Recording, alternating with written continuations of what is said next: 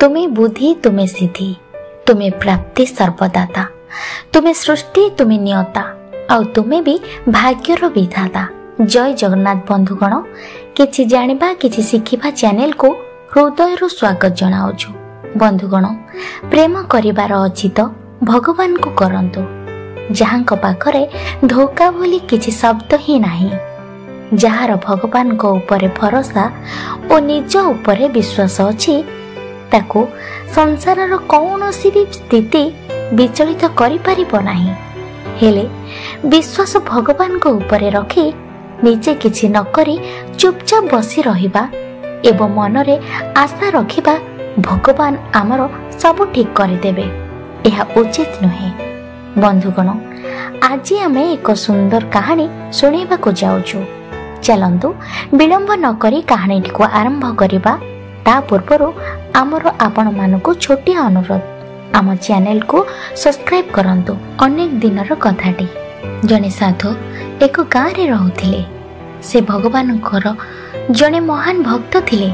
साधु जनक भगवान को बहुत भल पाउथिले। भगवान को छड़ा से अन्य कौनसी रे ध्यान देउ नथिले। से सब बेले चुपचाप रहुथिले आउ भगवान को ऊपर लय रखुथिले। थरे साधु जनक गाँ ठारू किछि दूर रे नदी कूल रे थिबा एक गछ मूल रे बसी क्रमागत भावरे भगवान को ध्यान करुथिले। से भगवान को ऊपर अगाध विश्वास करुथिले एवं से निज ठारू भगवान को अधिक भल पाउथिले।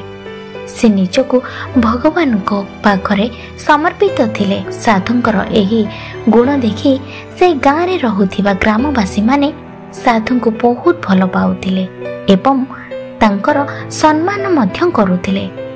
एमिति किछि दिन बीती चलिला।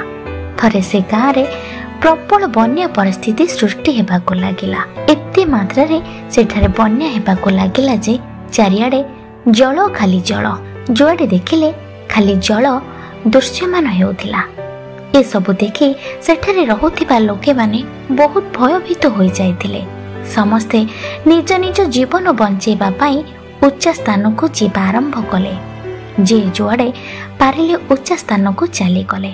जेतेबेले समस्त लोक सेठारो जीवा को बाहरिले एवं जीवा समय रे देखिले जे साधु महाराजा कुआडे न जाई चुपचाप से गछ तले बसी रही भगवानकर नाम धरी जपिबार लागिछंती। चतुर्पाश जलमय परिवेश हेबा फଳରେ ମଧ୍ୟ साधु जनक व्यस्त न होई तथापि बसी रहिछंती। ए सब दृश्य देखि सब लोके माने साधु को से स्थान छाड़िबाकू परामर्श देले एवं साधु जनक को बहुत अनुरोध मध्य करिले। किंतु साधु महाराज लोक मानकू कहिले, प्रथमे तुमे माने तुमर जीवन रक्षा कर, एठू पळै जाओ शीघ्र, मो कथा चिंता कर नाही, मोर परमेश्वर मते रक्षा करिवे।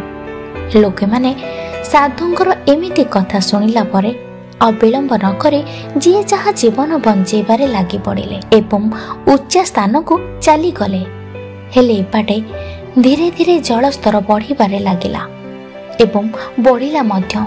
जे स्थान रे साधु बसी रहिथिले से स्थान को जल छुईबा को लागिला। आउ देखु देखु पानी साधुंकर अंटा पर्यंत पहुंची गला। ठीक एही समय रे सेई रास्ता दे जने नाविक गोटे डंगा धरी से नदी कूल रे जाउथिला। नाविकटी निज जीवन किपरि बंचेब सेठारो जीवा पाई प्रयास करुथाए। एही समय रे नाविकर नजर से साधु महाराजंक ऊपर पड़िला।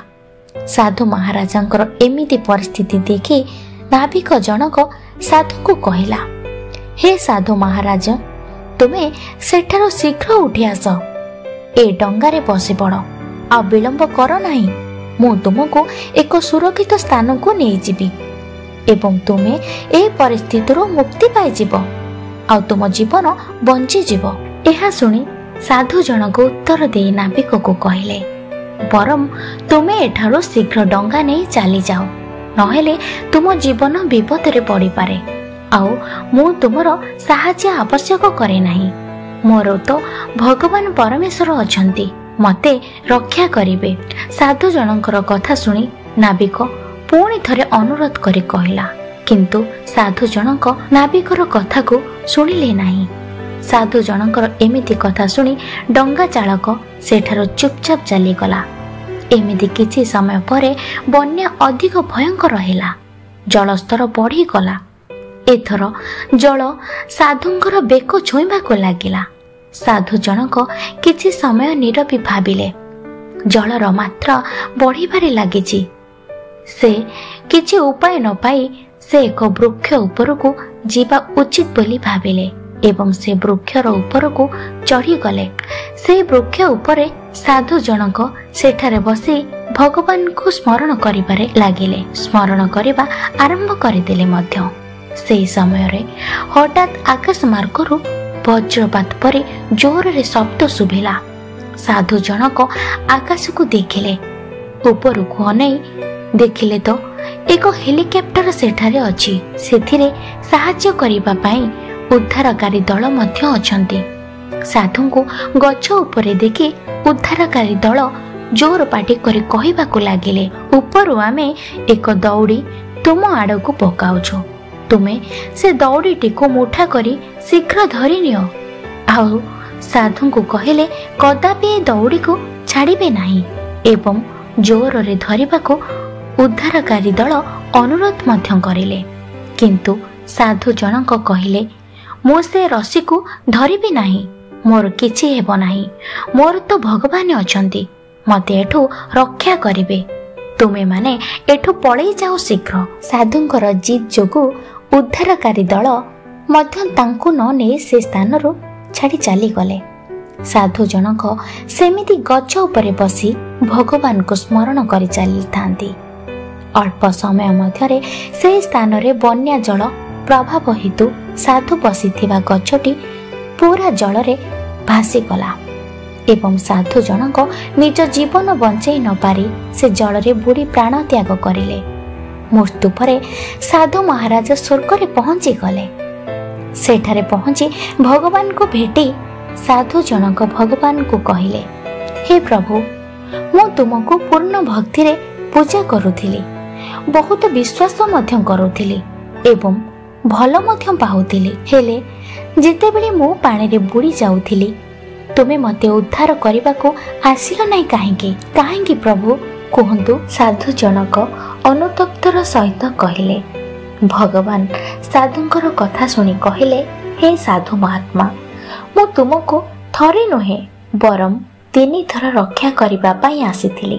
ପ୍ରଥମେ ଗ୍ରାମବାସୀଙ୍କ ଦ୍ୱାରା, ଦ୍ୱିତୀୟରେ ଡଙ୍ଗା ଚାଳକ ଆକାରରେ, ତୃତୀୟଟି ହେଲିକପ୍ଟର ଉଦ୍ଧାରକାରୀ ଦଳ ଆକାରରେ ରକ୍ଷା କରିବାକୁ ଆସିଥିଲି। କିନ୍ତୁ ତୁମେ ମୋର ଏହି ସୁଯୋଗକୁ ଚିହ୍ନି ପାରିଲ ନାହିଁ। ତୁମେ ତୁମର ଜିଦରେ ଅଟଳ ରହିଲ। ତୁମେ ମୋତେ ବିଶ୍ୱାସ କରିଲ, ସେ ଠିକ୍। ହେଲେ ମୁଁ ତ ଆଉ ନିଜେ ଆସି ତୁମକୁ ସେ ଜଳମଗ୍ନରୁ ଉଦ୍ଧାର କରିପାରିନଥାନ୍ତି। କାହା ମାଧ୍ୟମ ଦ୍ୱାରା ମୁଁ ଏହା କରାଇଥିଲି। ହେଲେ ତୁମେ ନିଜ ଜିଦରେ ଅନ୍ଧ ହୋଇ ନିଜ ସୁବିଚାର ବି ହରେଇ ବସିଲ। ଫଳରେ ଆଜି ଏ ଦଶା ତୁମକୁ ଭୋଗିବାକୁ ପଡ଼ିଲା। ଏହା ଶୁଣି ସାଧୁ ଜଣକ କାନ୍ଦି କାନ୍ଦି ଭଗବାନଙ୍କ ଚରଣରେ ପଡ଼ି କ୍ଷମା ଭିକ୍ଷା କଲେ। କହିଲେ, ହେ ପ୍ରଭୁ, ମୋତେ କ୍ଷମା କରିଦିଅନ୍ତୁ। ମୁଁ ଆଜି ଜାଣିପାରିଛି ଜିଦରେ ଲୋକେ ନିଜ ମନ ପଛରେ ଚାଲେ ଆଉ ନିଜ ଜିଦରେ ଏତେ ଅନ୍ଧ ହୋଇଯାଏ ଯେ କେହି ବୁଝେଇଲେ ବୁଝେ ନାହିଁ ଏବଂ କିଏ କ'ଣ କହିଲେ ମଧ୍ୟ ସେମାନେ ଶୁଣନ୍ତି ନାହିଁ। ତାପରେ ଭଗବାନ ସାଧୁ ମହାତ୍ମାଙ୍କୁ କ୍ଷମା କରିଥିଲେ ଏବଂ କୋଳେଇ ନେଲେ। ବନ୍ଧୁଗଣ, ଜିଦରେ ଲୋକେ କାହା କଥା ଶୁଣିବାକୁ ଚାହାନ୍ତି ନାହିଁ। ତାଙ୍କର ଜିଦ୍ ବେଶୀ ହେବା କାରଣରୁ ତାଙ୍କୁ କଷ୍ଟ ଭୋଗିବାକୁ ପଡ଼େ। ଆପଣମାନେ ଭଗବାନଙ୍କୁ ଭଲ ପାଉଛନ୍ତି, ଭଲ ପାଆନ୍ତୁ, ସେଥିରେ କାହାକୁ ମନା ନାହିଁ। ହେଲେ ଯଦି ଆମେ କୌଣସି ବିପଦରେ ପଡ଼ିବା ଆଉ ସେତେବେଳେ ଭାବିବା ଯେ ମୁଁ ଭଗବାନଙ୍କୁ ବହୁତ ଭଲ ପାଉଛି ଏବଂ ବହୁତ ବିଶ୍ୱାସ କରୁଛି, ମୋ ବିପଦରୁ ଉଦ୍ଧାର କରିବାକୁ ସ୍ୱୟଂ ଭଗବାନ ମୋ ପାଖକୁ ଆସିବେ, ଏହା ଆମେ ଭାବିବା ଉଚିତ ନୁହେଁ। ଏ ପୁରା ଭୁଲ ଅଟେ। କିନ୍ତୁ ଯଦି ଆମେ ଭଗବାନଙ୍କ ଉପରେ ଦୃଢ଼ ବିଶ୍ୱାସ ରଖିଥିବା, ଭଗବାନ କାହା ଦ୍ୱାରା ଆମ ପାଖକୁ କିଛି ସାହାଯ୍ୟ ପହଞ୍ଚାଇ ପାରିବେ ଅବଶ୍ୟ। କାରଣ ଆମେ ଯଦି ଭଗବାନଙ୍କୁ ଭଲ ପାଇଥାଉ ताहेले भगवान ताठारु आहुरी अधिक आम मानकु भल पाती। सबुबले आमे माने आमको जहा भल आमे भलरे हेउ कि जिद्दी हेउ भगवान को बारंबार मागी चली थाउ। हेले भगवान आम पाई जेउटा भल बा उचित ताहा आमको प्रदान करंती।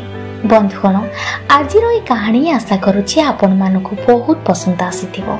एमिति वीडियो देखिबा पाई हेले आम चैनल को सब्सक्राइब करंतु आ वीडियो को लाइक करी निज सांग साथी एवं निज परिजनक सहित शेयर मध्य करंतु। आज पाई विदाय दियंतु। पुणी देखा हेबे नुआ वीडियो रे नुआ कहानी सहित आ नुआ किछि वार्ता नै। समस्ते सुस्थ रुहंतु, भल रुहंतु। नमस्कार।